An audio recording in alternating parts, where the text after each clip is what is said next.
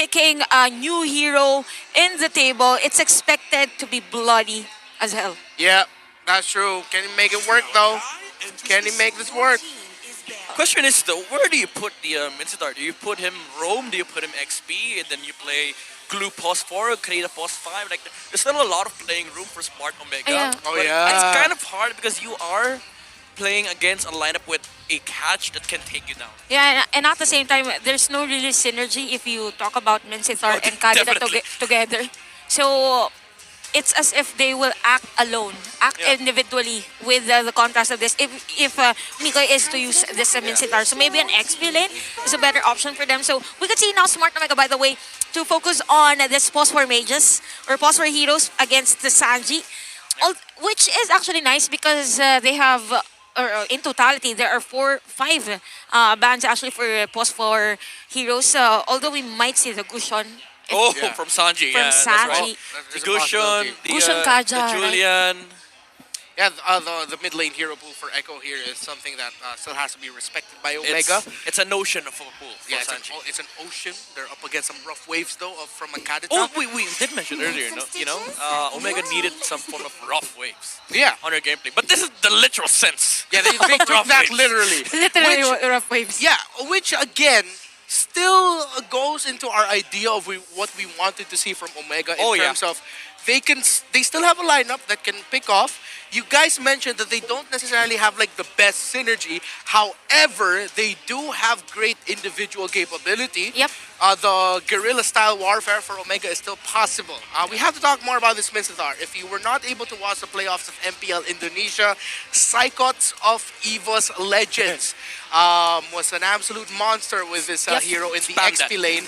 It is the pick that actually broke the dreams of a Geek Slate in the first round of their playoffs at Ooh. Mincetar pick. And now even more Oh my god. picks here from Omega. They're going Hellcurt. You know what? If Blacklist is break the code, Omega's like break the brain. I wasn't really expecting the a train. Hellcurt. Yeah, break the train. I wasn't really expecting a Hellcurt from Smart Omega, but neither. this is actually nice. So Yaoi's movement might be restricted on this game because he has to look forward or like really predict where Ryzen will be coming from on Yeah. every team fight after the Dark Knight falls. It's gonna be difficult for Echo actually. Majority of them are really squishy. Yeah, and speaking about difficulty, all 5 heroes are countered by Mincetar. Yeah, Yeah. Yeah. Yeah, just one hero That's what they counters set the up. entire lineup of Echo. Even though the Kagura can play into the Hellcurt, but playing these 5 heroes against Mincetar, whenever a clash breaks out, it feels bad for Echo to fight, especially if Mincetar goes for the flicker. He can just use the flicker in King's Calling, and I love this Leslie pick for coming to late game.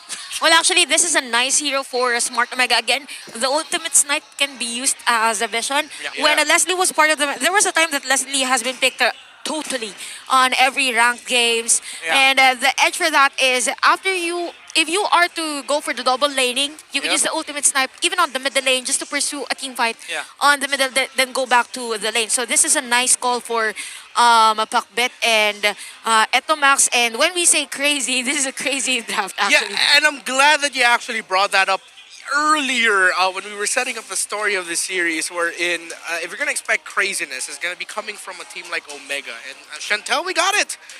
We got Omega saying, "Man, we really wanna not get swept here.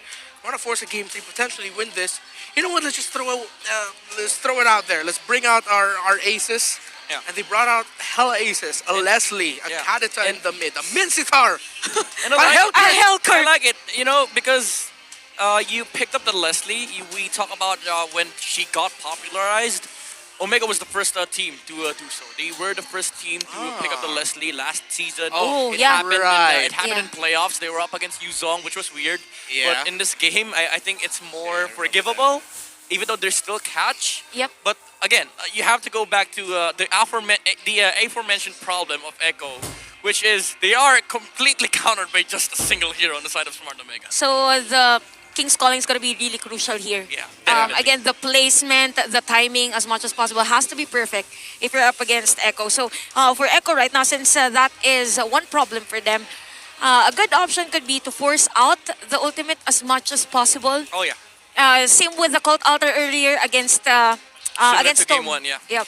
And man, it's like, okay, conspiracy theory hat on again. Okay. Man, think about it. Kings calling, kings of the sea, Oh, okay. rough waves, Min See? sea, Oh my God. Les Lee. What I can rises see all through of your that? mind, you know. Right?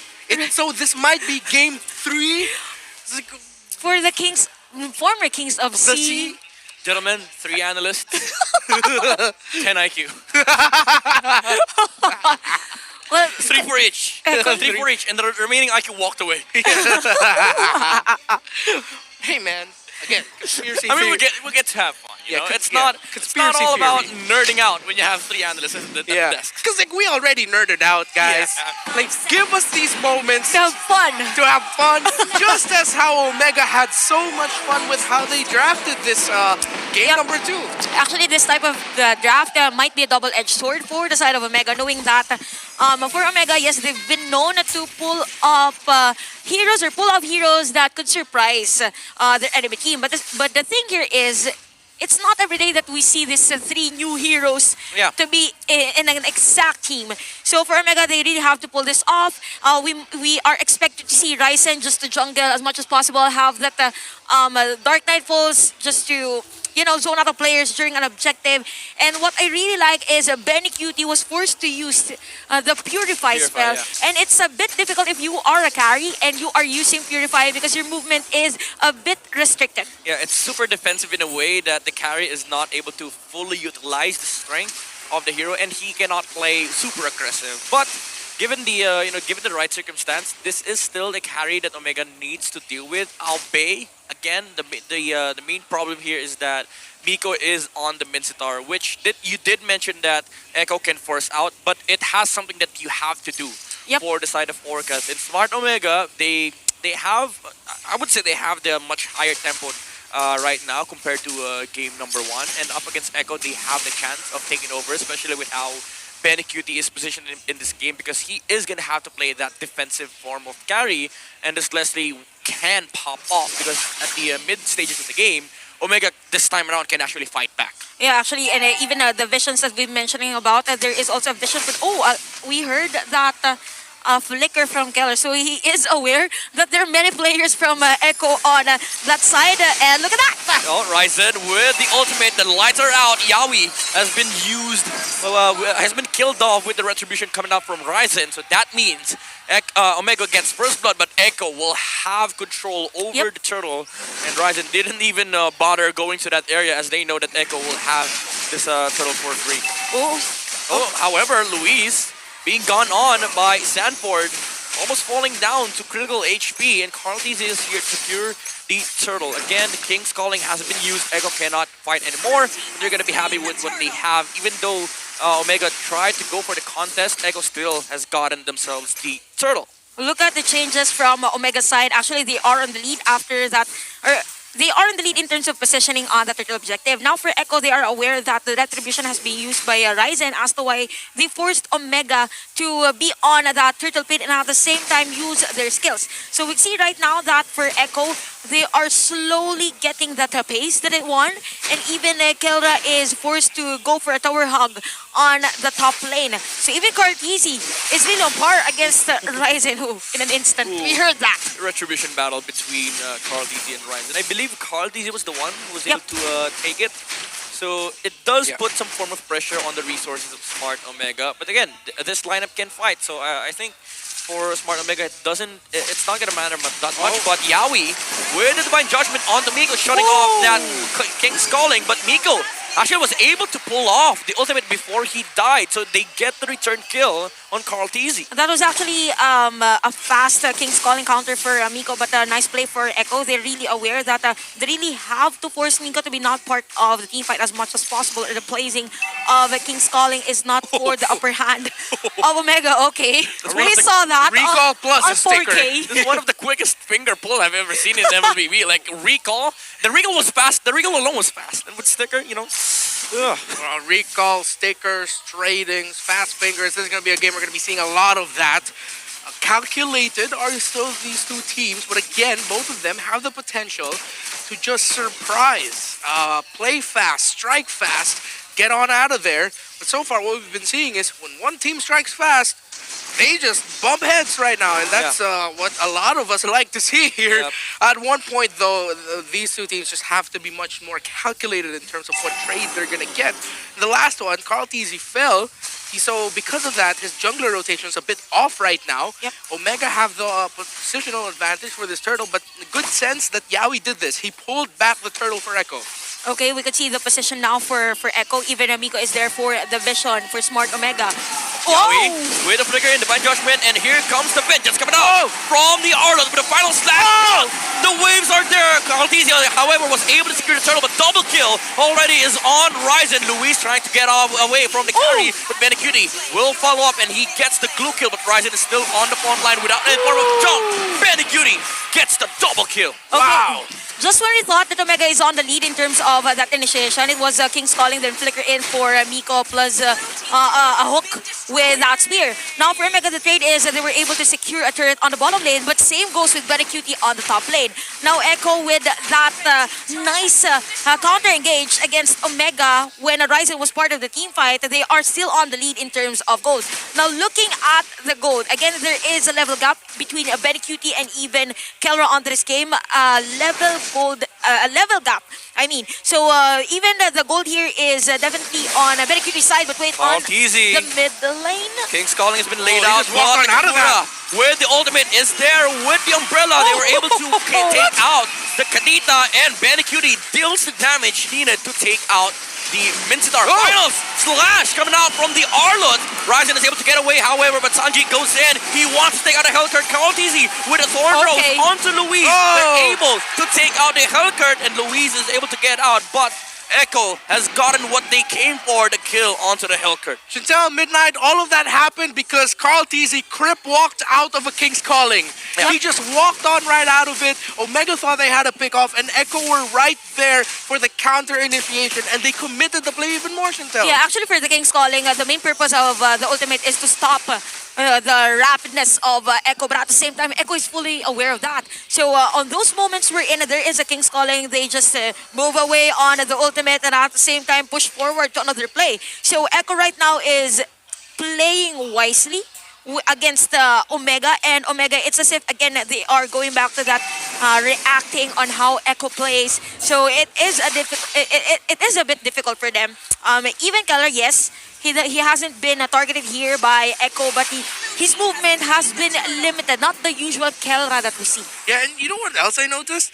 The King's Calling is actually a target for Sanji in terms of where he's going to throw his umbrella and ultimate. Yeah. Every King's Calling that he sees, that's where he tosses in the Yin Yang overturn. Yeah, it's like he knows that more heroes will be grouping up here in this area, because this is where they are going to try to massacre heroes. Final slash onto Luis, and a lot of dashes coming out from the Lancer. Naturally, with the Arlot, we are expected to see more dashes come out from these two players, but it's just a poke at the end of the day. And Smart Omega, again, is continuously reacting to whatever Echo is doing. Yeah, and again, theoretically, Mincitar, fantastic against the entire lineup of Echo. But what Echo are doing right is that they're just playing really smartly against it. They picked up the Kagura. The Kagura seems to be answering the Mincitar well in terms of, okay, they're going to get caught in the King's Calling, but my umbrella will punish them, but here comes Echo. Maybe the usage of the spell to get the vision onto the bush. With that, they get the kill on Stone. Carl Teasy dodges the hook from Miko. Now we can see the difference on the aggressiveness of Echo and Omega. If there are moments wherein Yawi is to go for a face check as much as possible, if he has the resources, why not? We go for a set of play. Now for Omega, here's the problem for them. They have the kit, they have the King's Calling, but the King's Calling is being used defensively against Echo. As well, Carl really styling on Smart Omega. Again, if you are Omega, as much as possible, you don't want to play on Echo's game. You want to bring in your game. Yeah. So, and they're just really reacting on those plays from Echo. If there is a Divine Judgment, they go for the counter play. But at the same time, majority of the players of Echo are really positioned near that Divine Judgment. So what if they change things up? I will give a counter view here, though. I agree with everything that you said. The times that Omega have initiated, though, it just seems like they got outplayed. They are being more reactive, but the times where they are the ones being proactive, it just gets countered by Echo. you also have to factor in the the individual mechanics that Echo has, especially with Sanford, with incredible final slashes that we've seen. Omega at this point might be feeling scared, but it's gonna be a problem later on as the Kaneda with the Petrify uses it on the Yaoi, but it's not gonna be enough. But Miko takes out the Ardent, however, but the Yin Yang overturn is there from the Kagura. They want to catch up onto the heroes of Smart Omega, but they let go of the chase as the eyes are set onto the Lord. And once again, the Umbrella Ella of Sanji, he's going to work right now. Just a lot of damage here for the side of Echo onto this game. Now, Omega, they are a bit struggling on how they will really play. Take note that there is a counter again for that rough waves from Storm. Regardless if he has the Petrify, yeah, we could go in for the Divine Judgment and even Carl Easy. Again, the mastery of this hero.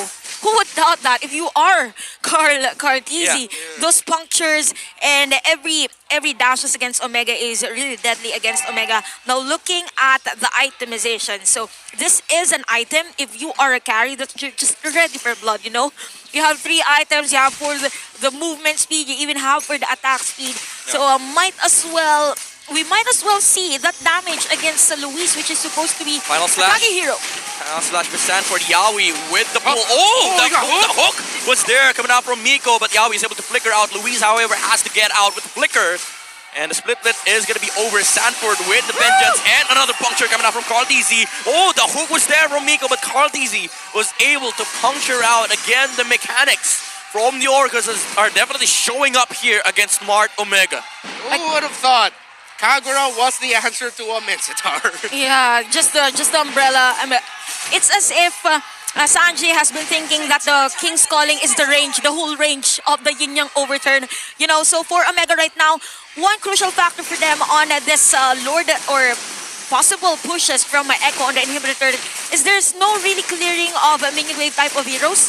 So it's as if you're forcing Stone to use the rough waves just to clear the minion wave, where in fact it is the skill that they need to burst the heroes of Echo. Yeah, now that they pointed it out, it feels like Smart Omega has really bad wave clear.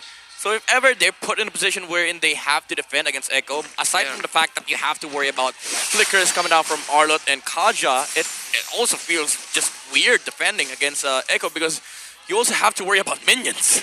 Yeah, a lot. A lot of minions, a lot of problems right now for Omega. It seems like what they have to do sounds so difficult, wherein they somehow have to approach a pick-off or team fight attempt in a way that isn't what pros aren't used to. Yeah. Where it's all very compact and very systematic. Because if they do that, they get an umbrella thrown in their face.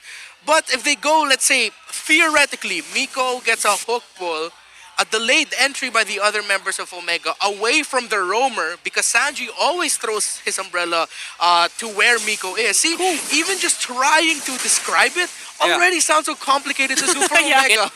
It's kind of like cooking for Smart Omega, but this is not the let him cook mentality that you want, because you have so many things to follow on the on the step, on the checklist, and you also have to worry about other things like how do we break Lord, how do we actually contest against the Lancelot? Yeah, it's like Omega's used to cooking Filipino, but now they have to cook Italian. Yeah. I don't know what that means. But you have Filipino ingredients. But you have Filipino ingredients. Yeah, They that's have how to cook an complicated orca. things are. Yeah, they have to cook an orca pasta somehow.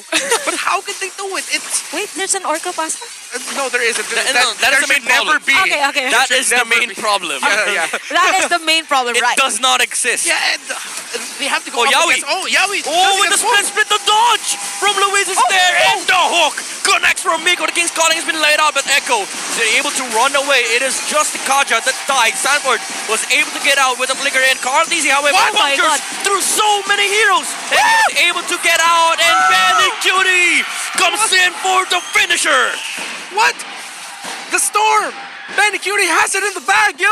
Again, for Omega, it was a nice set for them. They were able to pull, they were actually able to kill Yaoi on that moment. You could see the potential, but again, Echo, they were able to have a backup in terms of damage. And look at Carl Dizzy. He went in against Killer just to break the formation of Omega during that moment.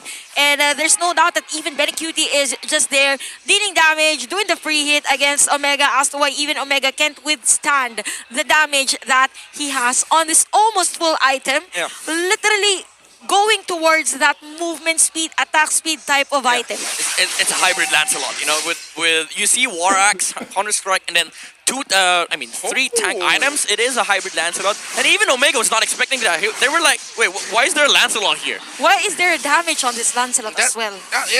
That's around 30% cooldown reduction already for this Lancelot with the Hunter Strike, the War Axe, and the Thunderbelt. That's also a ton of damage as well. Like you think that he does not deal damage? Well, for one, the Thunderbelt is there, and the physical penetration is also there. So it's kind of the complete hook is gonna come out from Nico. It lands on the R-Dot, and Sandbird is not able to react to that. So Smart Omega, they do have the chance to defend this one against Echo. Okay, continue. As the initiation power is not there. Stone messes up the Petrify. It does not land, and Yawi with the Flicker Divine Judgment Easy goes in, and Echo goes for the base lock, and they take the sweep against the Barangay.